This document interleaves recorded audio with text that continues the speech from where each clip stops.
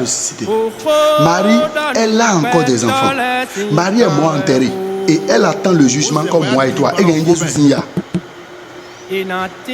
le jugement ne te conduit pas comme le jugement.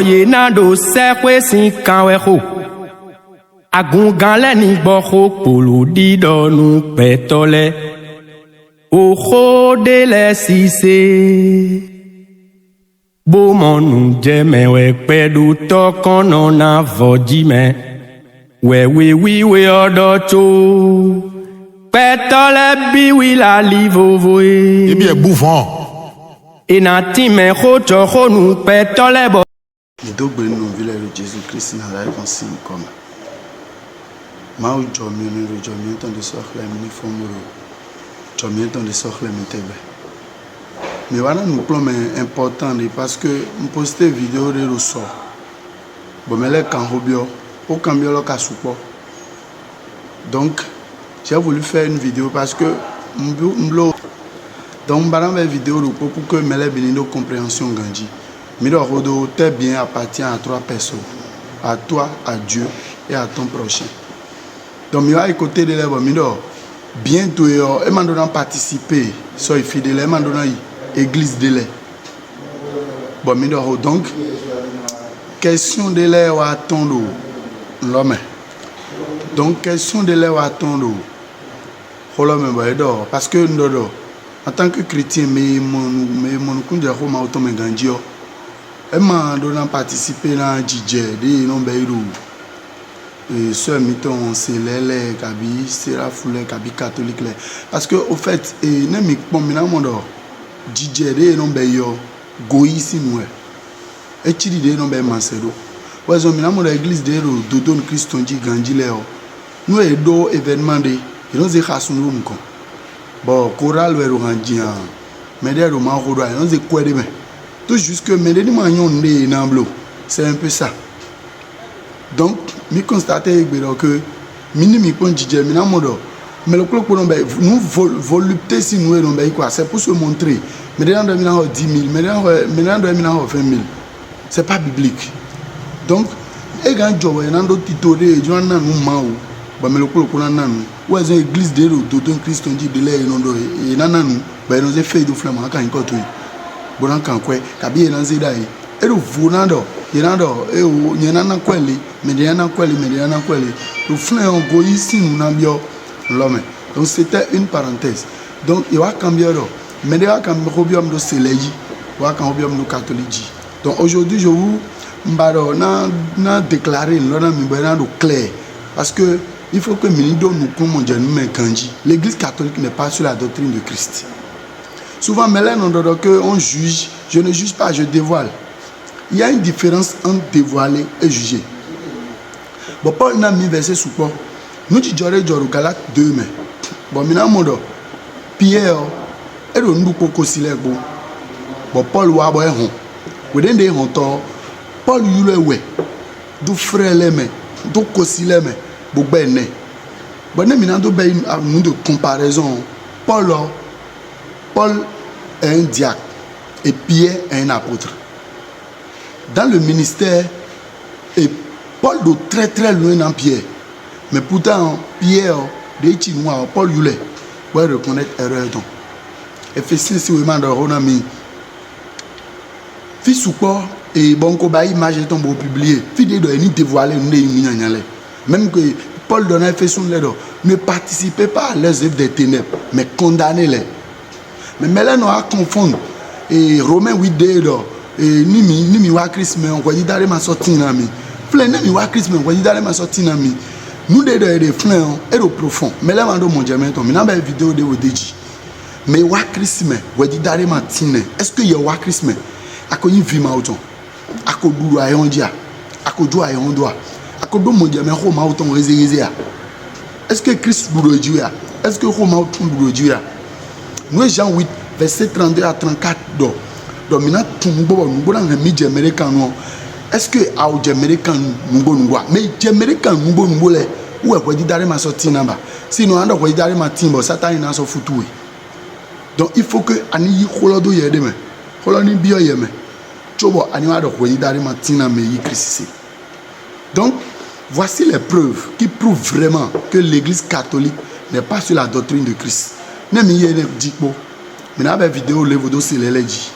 Je vais c'est les mais non yo da wewe no le. Bigbo we no le. A wewe no yo.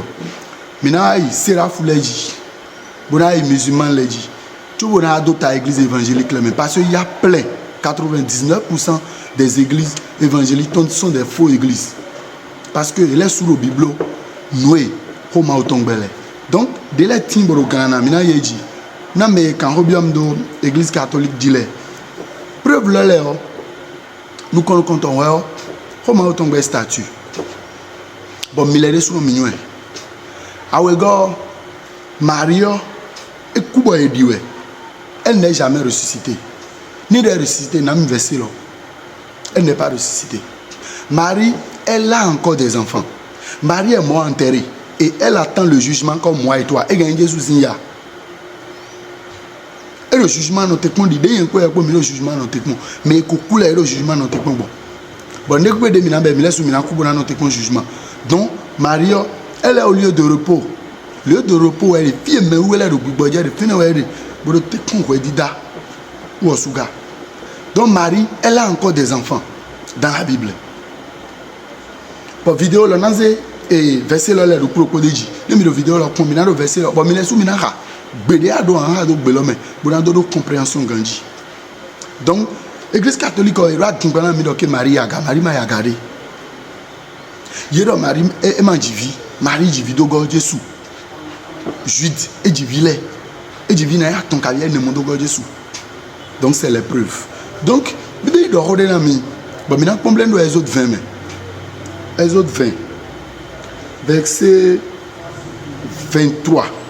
Alors, vous ne ferez point des dieux d'argent et des dieux d'or pour me les associer. Vous ne vous en ferez point. Le mot que je vais garder là, mot d'un doit garder au flanc, c'est associer. Associer. Associer, c'est un exemple. Mais mon Dieu sous 6 statues de l'église Kabikoa, mené des millions de dollars, c'est quelque chose que vous avez associé. Oh, Bible il donne donc mi manamblo akpadre nous dai baglo. Nous dai baglo ou un bigoma wele. Mais ko kule. Nous dai baglo. Donc il y a des pépé de nambe yakpadre de nambe bona ni me kuku sian padre. Kabi bigoma wele sian padre. Ko ma otombe. Nous dai bajibe atin au camp, au dents, quand il est bétolé, si un patron de des nambay, et ma soeur Roma auton. Ou est-ce qu'on met vidéo de mes coucou si photo, des nos zéro romains et les ma soeur Roma auton. Une vidéo de J. Donc, nous là, il va dire les pépions, il m'a donné un pas dire ton. Mais ton fléon était au lomé. Jésus, au toiton, pour me oui, donc, menez les si à pas dire la Bible au croix, nous les statues, nous les et ma soeur Roma auton. Donc ma bebo terejiro yeni ma blonde e gan sima e doblo e gan kula e doblo e gan e doblo bona associé mi le mauna ho ma otombe. Donc preuve awito. Donc preuve à ton tort bibi do hodena mi do Ecclésiaste we mama ba mele on do Jésus do laisser les morts enterrer leurs morts bibi do mi do Ecclésiaste 9 mai. Et donc pour les vivants savent qu'ils vont mourir. Mais ceux qui sont bons ne savent plus rien. Leur haine, leur amour, leur salaire. Jean, nous nous doit les billets. L'église catholique, ils ont célébré fête des morts. C'est anti-biblique. C'est pas biblique. Jésus m'a dit, apôtre les m'a dit, tout ça, m'a dit, mais coucou les 5 dénés. Celui qui est mort est mort. Moyen d'agbédé en donnant, mais où est-ce qu'on moyen à mélanger 19 to B 1.3. Alors, quand il y a nous autres, 1.3. Les ripes, les personnes d'âme, les quoi là. C'est des choses bizarres. Mais quoi, il attend le jugement. Hébreux 9, verset 27, et dans quand il est réservé à l'homme de mourir une seule fois, après ça, le jugement.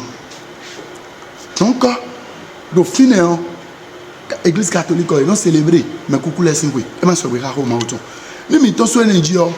Minawa, il y a d'autres de vos bonhommes. Quand tu meurs, il y a un coup à un purgatoire. c'est pas biblique. Ça là, c'est des trucs composés par les Romains. Et dans la Bible, quand tu meurs, tu attends le jugement, un point très. Dit, l'enseignement est ton main. Mais de là, il y a l'enseignement est ton main, il y a une planète. Gouffre. C'est un monde dans un plan démonium. Et maintenant, il y a badji. Bon, il y a un hawaïen, il y a flin, bon, il souffre. Il y a un obligatoire, bon, il souffre au flin. Tu vois, il y a un cerveau de main. Cerveau de main, il y a un oui. Bon, un bio, pour mensonge, c'est pourquoi. Où est-ce que vous avez dit que des boulots de bio? Vous avez dit que vous avez forcé. Mais le bio, c'est quoi tout le monde? Mais il y a d'autres le bio, c'est quoi tout le monde? C'est quoi tout le monde qui me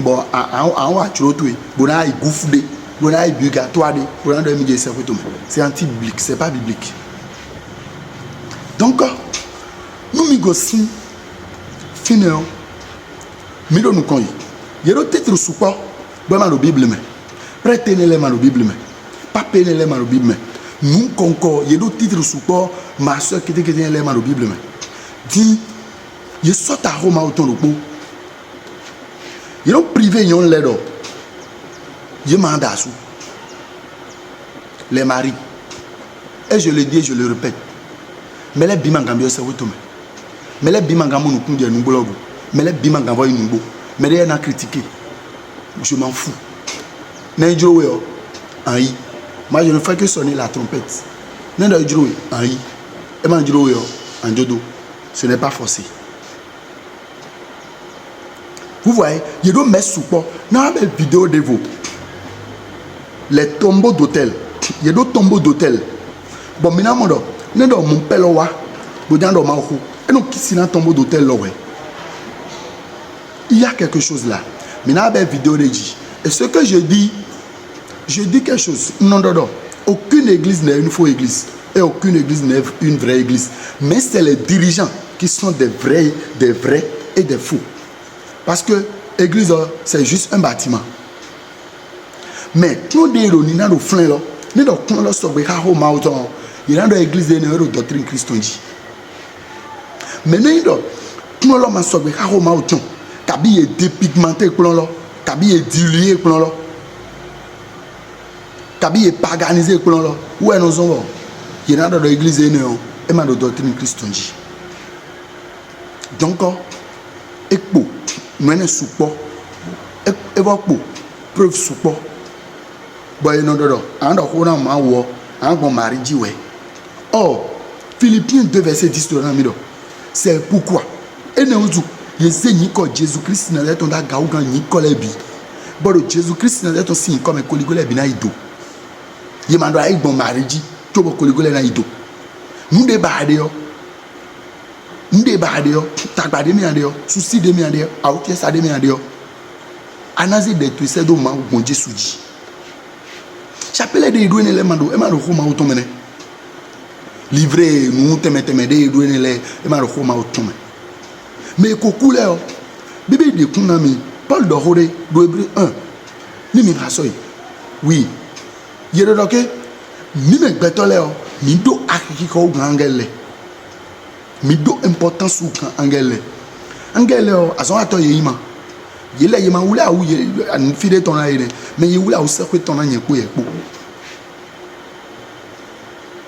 bon, Paul donc, mi do important ou angele. Mais égbédion, il y a un saint angele. Saint le, kabi me kokoule, Paul est le, Pierre est le, il va nous de ces domaines. C'est des démons. Démons les noms de ces domaines.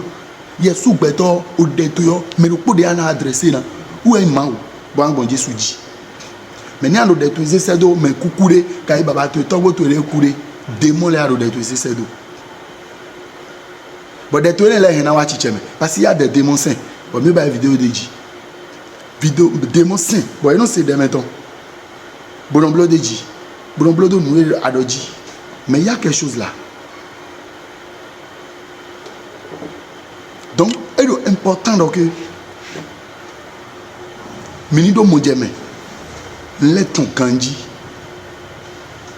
Donc, mais le catholique il est, bon, quand il est, à peu près mon dos. En bref, vidéo il a dit et n'a encore un ami mais quand même dans l'église je n'ai pas d'église. Non, dans mon ami je n'ai pas d'église. Vous voyez, ce n'est pas une église. Mon église, c'est dans la Bible.